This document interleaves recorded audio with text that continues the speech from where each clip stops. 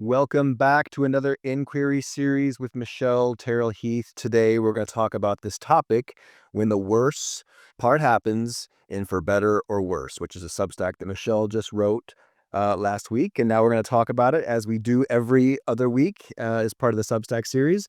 And Michelle, go ahead and open with the most vulnerable piece and part of this, because I think that's kind of the cadence we're going to start to welcome into these conversations. What was the most vulnerable part of the Substack, the story that you wrote? The most vulnerable part for me was sharing a true incident where I got a little mean and kinda lost it, trying to get Andy's, pants on.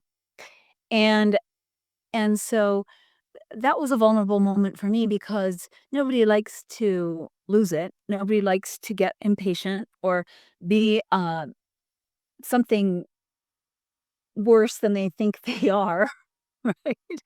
And so when I wrote that, I don't know if everyone who's listening will have read it, but I was trying to help Andy put his pants on, and Parkinson's make you move real slow, and I was bent over in an awkward position as picture if you've helped anybody ever put their pants on, and his leg was not really getting in the hole properly, and then one did, and as I'm bending over in this uncomfortable position, I'm realizing I can't hold this forever. I can't just be in this position. I'm not a pant holder, I'm a woman. And so I'm holding it and my mind is getting a little crazy. And so I take his leg and I just cram it into the hole of the pants. But it was rough. It didn't hurt, but it wasn't kind. It wasn't nice, like, oh, let's move your leg over here. Right. And so, and he noticed it because, of course, any patient notices if their caregiver is losing it or is frustrated or, becomes unkind, and we all do. So it's not like that never happens. And he kind of called me on it and said, "Hey, don't do that. Don't be like that. Don't." And I responded kind of meanly and said, "Well, I can't just stand here like this forever. Like get your damn leg in the hole, Yeah. Yeah. And so I guess that was vulnerable for me because what I want to bring up is that everybody caregiving is that. That's part of it. And it's part of um it's tough when that happens. And what can happen if that happens too often is as a caregiver you can stop really liking yourself because you start to become a person that you wouldn't like. And this happens to everybody. This happened to my mom when she was caring for my grandmother, and that happens to professional caregivers when they're I think, right? I mean, it has a limit. Like, everyone has a limit, and the patient also can get frustrated. So so the reason I wanted to write about this is because I feel like it's a temptation when something like that happens to get stuck in that moment. And when you do that, everything becomes bad, hard, heavy, disappointing. Emotions come up like bitterness, frustration, sadness, desperation. And so I really wanted to write this to share that this happens to me. And what I've learned and what I'm trying to teach is to not stay there. You don't stay there. And even if it goes on and on, like then he can't get his pants in, then he's choking trying to get his medicine, then he can't eat right, so you're having to help, then this, that, and the other. Even with a series of difficulties, um, there's ways to still love your own life. yeah, I hear that.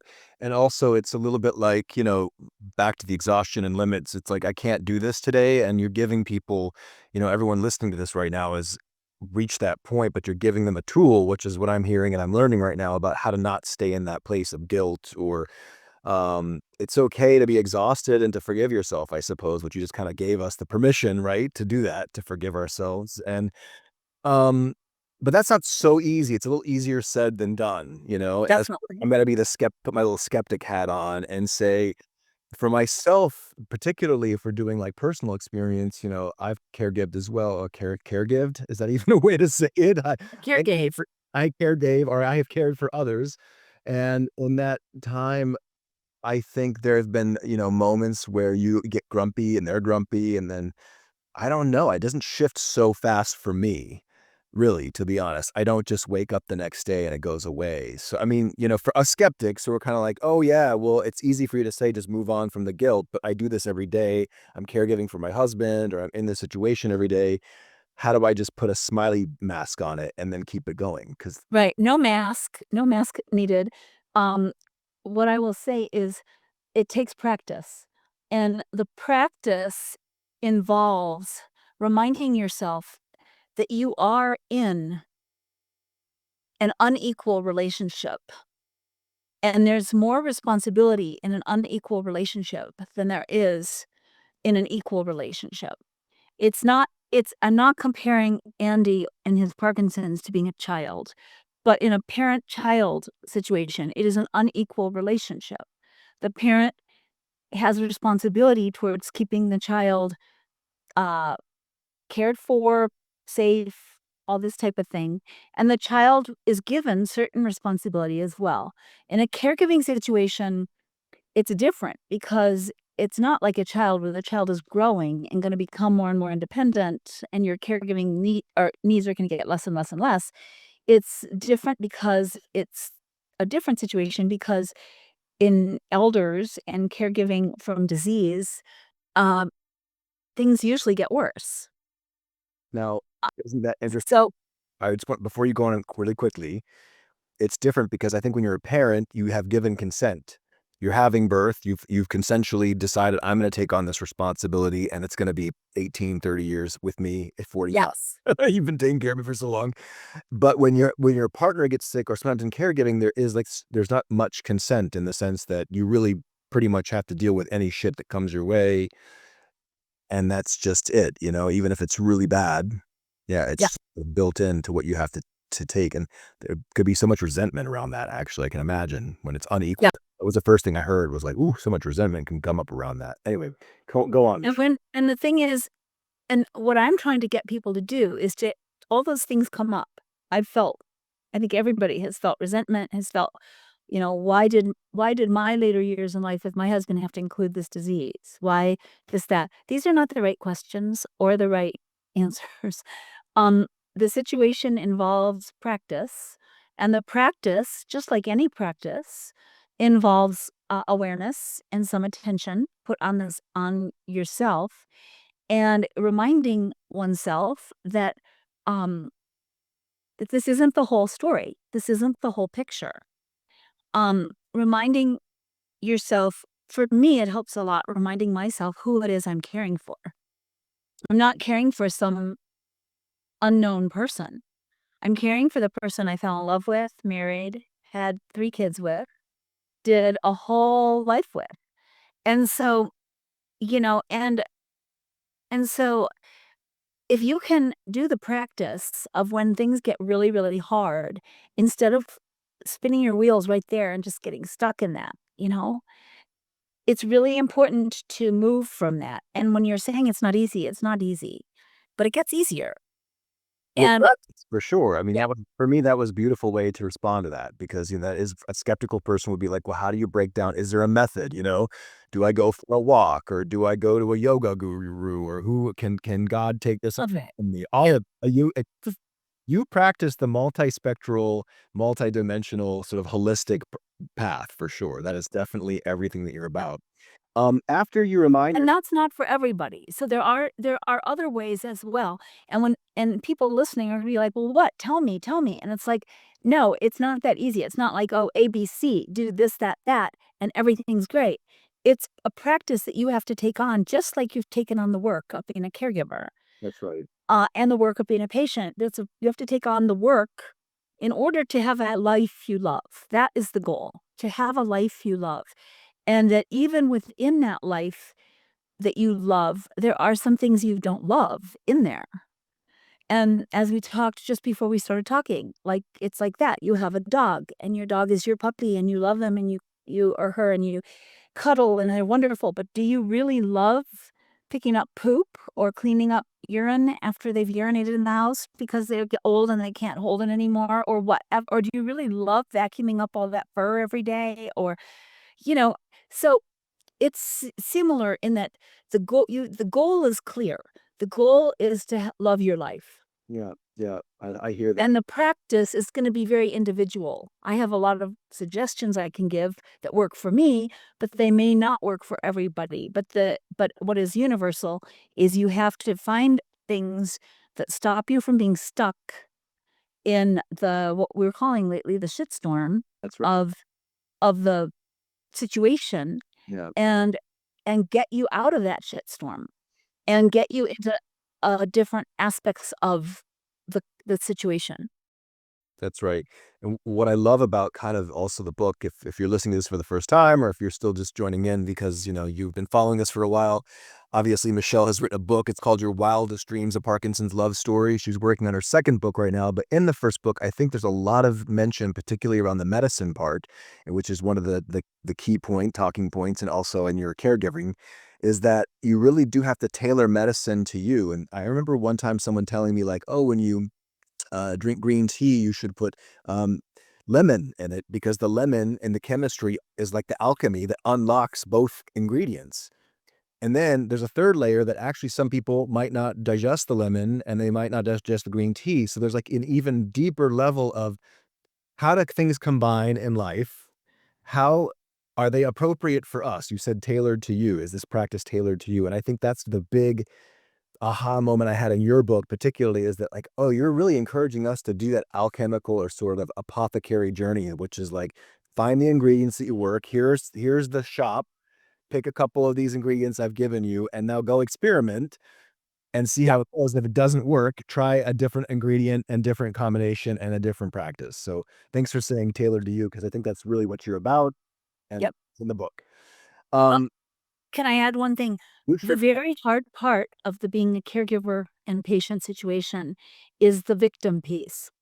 And the victim piece is, when you feel like a life has been laid on you that, like you said, you didn't choose, it's very hard, and you perceive other people not having to deal with this. And, just, wow, they just had a lovely day with their husband or whoever they're they're not even caregiving. They just had a lovely day. And when I have a lovely day, there's a lot more pieces and responsibilities that I have to do. And so to release that victimization feeling is really important before you start your practice of loving your life. And releasing that victim feeling can happen through therapy, of course, or a lot of those type of things, but it can also happen by just really deeply paying attention to pick like 4 people in your life and really look at their lives and see how they struggle with things too. Yeah, And how as much as it can look rosy or in our present world of photos and social media, things can look so rosy. If you really examine another few people's lives, you'll see and you may just find that you choose your own. amazing, amazing, Michelle.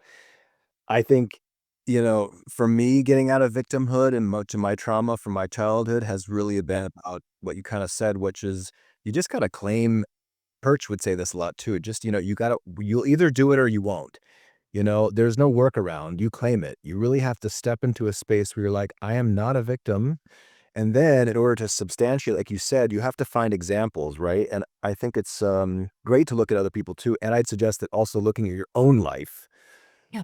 and the successes maybe you've had or the places where you've been a hero and not a victim kind of help substantiate that you are not, like you said, once again, remind of the whole picture. You're not just a victim. You might be in this moment, but there's a lot of Right. heroes inside of you. Um, what I want to ask one last question though before we go, and that is around the topic that you said, it's a vow. It's for better or for worse, right? And what to do when things are worse for a long time. And you mentioned in this conversation about, old people, it just does get worse, right? And that is actually quite true. Like we age in life and things do get worse. That's kind of expected. Our cells decay, we get older, we age, right? Things when you're born, you start to die, basically, right? You start to march towards getting worse. And Yes. I think there's something behind, like, that you can expect that things are gonna get worse, and on top of that, finding a life you love.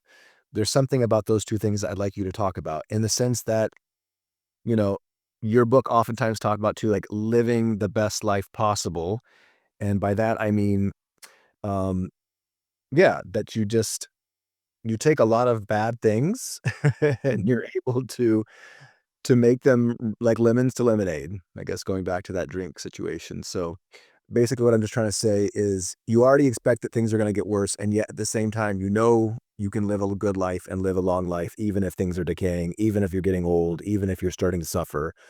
You have demonstrated that. Yep. So And what I can say about that is, and that's why the marriage vow for better or worse is such a weird one because when you take it and you're a very young person, I was 19 when I took my marriage vow. You don't like worse. You're like, oh well, I guess my husband will get crabby once in a while, or you don't think of like worse being caregiving somebody in their older age and that type of thing, or dementia, or Alzheimer's or things like that that so many people deal with. Um, and so, I think our whole lives give us the practice to deal with what comes our way. I really do. And and what I can say is that as as you get older, and I remember being a very young girl, like maybe 12 or 13, and thinking, I really want to be a mom one day, but I can't really imagine actually growing a baby and pushing it out of me.